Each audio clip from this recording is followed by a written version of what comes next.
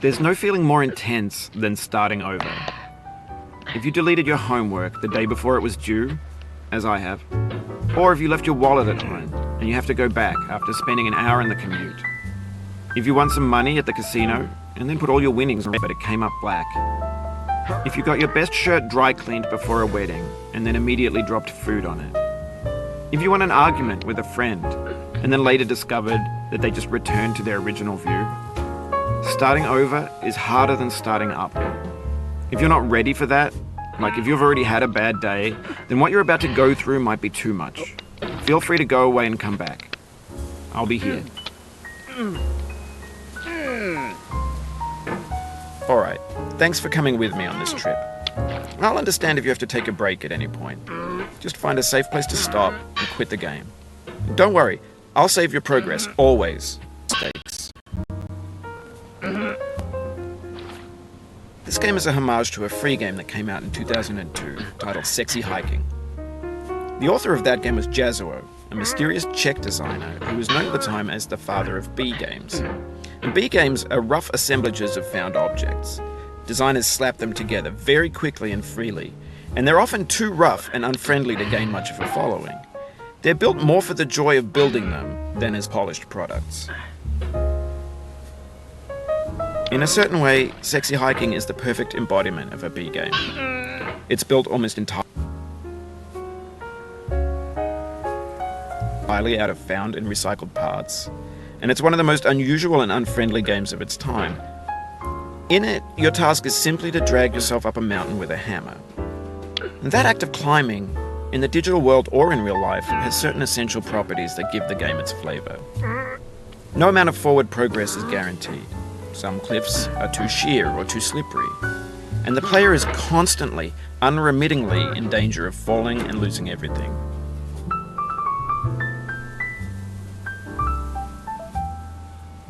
Anyway, when you start Sexy Hiking, you're standing next to this dead tree that blocks the way to the entire rest of the game. It might take you an hour to get over that tree, and a lot of people never got past it. You prod and you poke at it, exploring the limits of your reach and your strength, trying to find a way up and over. And there's a sense of truth in that lack of compromise. Most obstacles in video game worlds are fake. You can be completely confident in your ability to get through them once you have the correct method or the correct equipment or just by spending enough time. In that sense, every pixelated obstacle in Sexy Hiking is real. The obstacles in Sexy Hiking are unyielding, and that makes the game uniquely frustrating. But I'm not sure Jazuo intended to make a frustrating game. The frustration is just essential to the act of climbing, and it's authentic to the process of building a game about climbing. A funny thing happened to me as I was building this mountain. I'd have an idea for a new obstacle, and I'd build it, test it, and it would usually turn out to be unreasonably hard. But I couldn't bring myself to make it easier. It already felt like my inability to get past the new obstacle was my fault as a player rather than as a builder. Imaginary mountains build themselves from our efforts to climb them, and it's our repeated attempts to reach the summit that turns those mountains into something real. When you're building a video game world, you're building with ideas, and that can be like working with quickset cement. You mold your ideas into a certain shape that can be played with, and in the process of playing with them, they begin to harden and set until they're immutable, like rock. And at that point, you can't change the world. Not without breaking it into pieces and starting fresh with new ideas.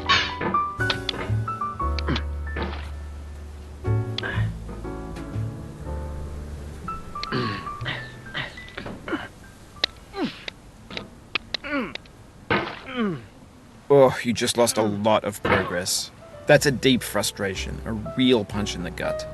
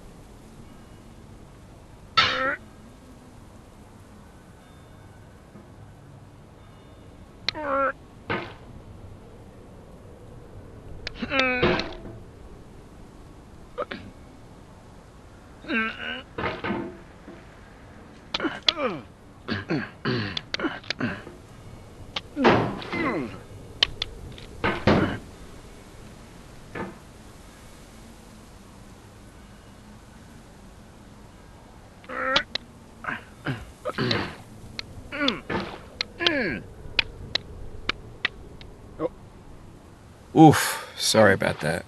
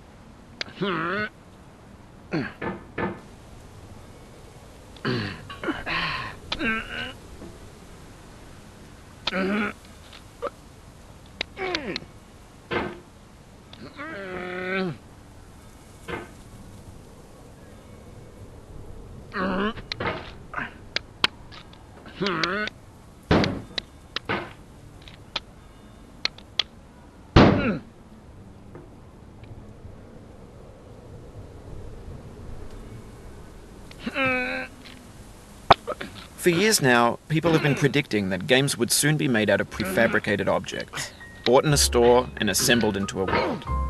And for the most part, that hasn't happened, because the objects in the stores are trash. I don't mean they look bad or that they're badly made, although a lot of them are. I mean they're trash in the way that food becomes trash as soon as you put it in the sink. Things are made to be consumed and used in a certain context, and once the moment is gone, they transform into garbage. In the context of technology, those moments pass by in seconds.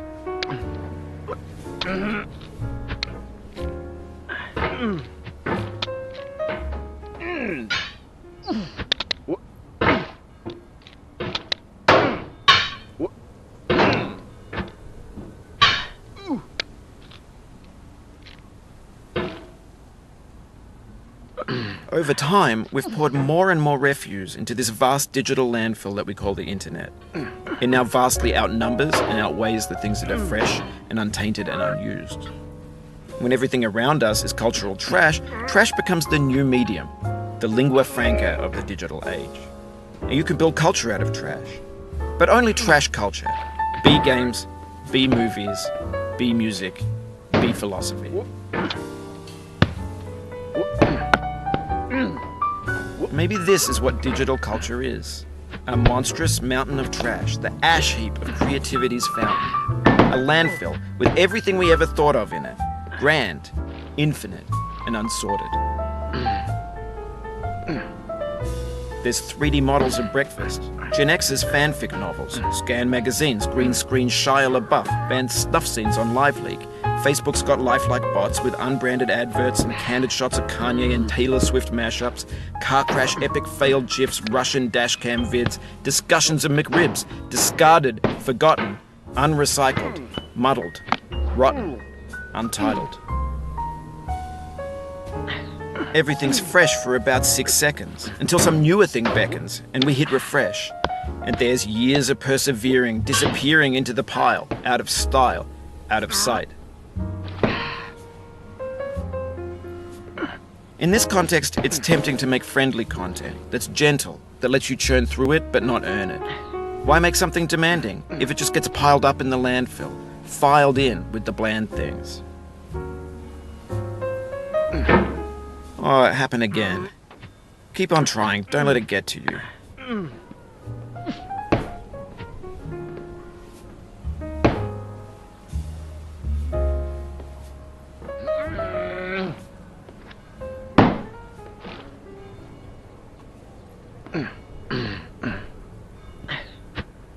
This thing that we call failure is not the falling down, but the staying down.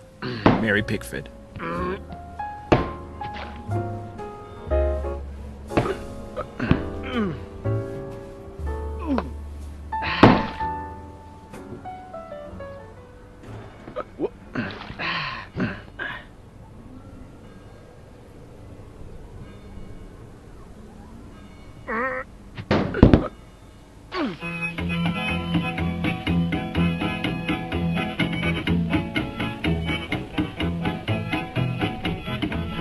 Get nasty over, boy.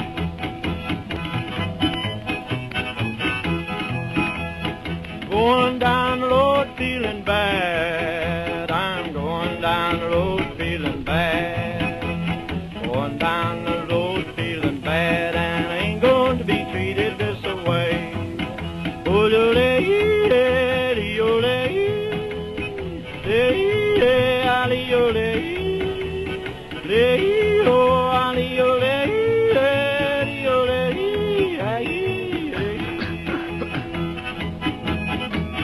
Play them blues up, boy, play.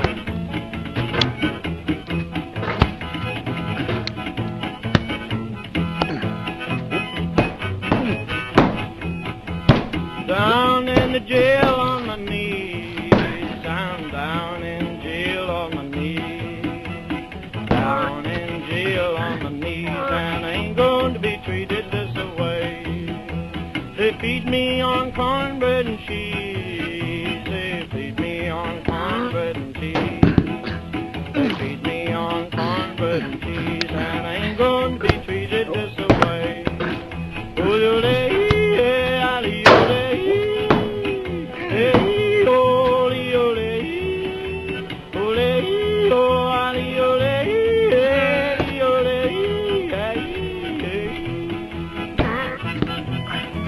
let's go to town, boy. Hey, buddy. Lord, Lord, Lord. $10 shoe fits my feet. A $10 shoe fits my feet. $10 shoe fits my feet, and I ain't going to be treated this way. Going where the weather suits my clothes. I'm going where the weather suits my clothes. I'm going where the weather suits my clothes, and I ain't going to be treated this way.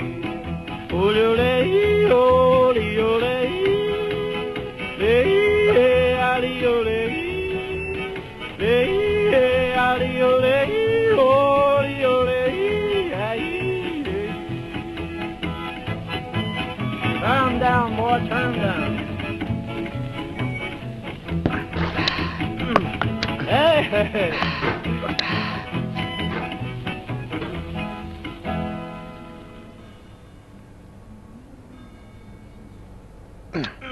When games were new, they wanted a lot from you. Daunting you, taunting you, resetting and delaying you. Players played stoically. Now everyone's turned off by that. They want to burn through it quickly, a quick fix for the fickle, some tricks for the clicks of the feckless. But that's not you, you're an acrobat. You could swallow a baseball bat.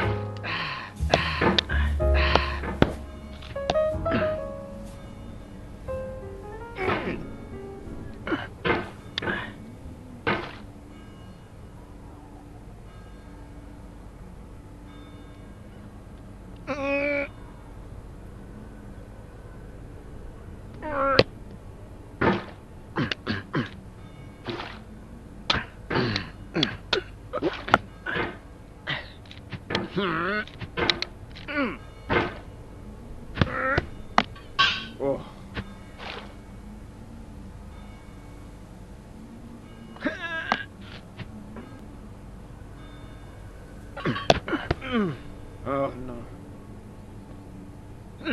Now I know, most likely you're watching this on YouTube or Twitch, while some dude with 10 million views does it for you, like a baby bird being fed chewed up food. That's culture too.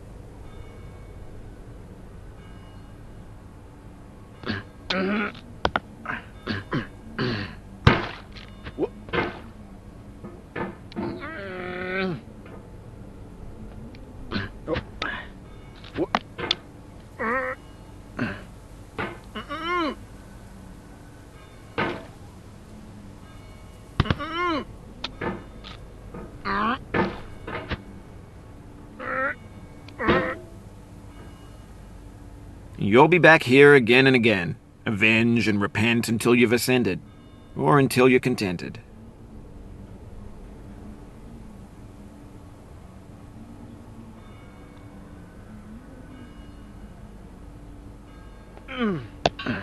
Oh.